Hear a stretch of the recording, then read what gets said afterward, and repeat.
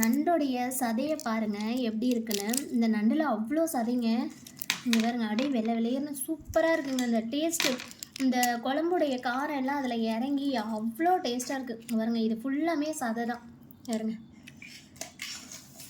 Cut பண்ணிக்க. என்னம்மா lunch? வாங்க பார்க்கலாம்.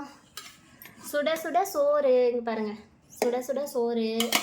அதுக்கப்புறம் நண்டு கிரேவி, நல்லா காரசாரமாக மிளகு, பெருஞ்சீரகம், சீரகம்லாம் அரைச்சி போட்டு, சின்ன வெங்காயம்லாம் அரைச்சி போட்டு நண்டு கிரேவி.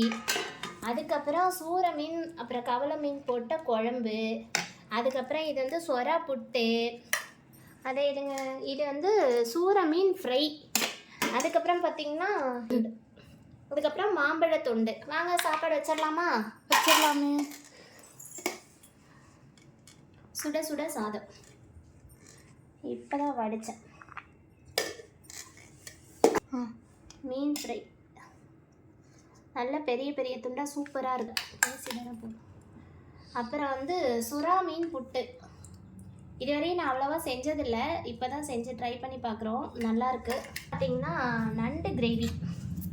நண்டு வந்து சூப்பராக இருந்துச்சு, ஃப்ரெஷ்ஷாக இருந்துச்சு, அதனால் வாங்கிட்டு வந்தோம். மீன் குழம்பு அப்புறம் தான் ட்ரை பண்ணணும். அப்புறம் வந்து மாம்பழ துண்டுகள். அவ்வளோதான். வீடியோ பிடிச்சிருந்தா லைக் பண்ணுங்கள், ஷேர் பண்ணுங்கள், சேனலை மறக்காமல் சப்ஸ்கிரைப் பண்ணுங்கள். பாய்.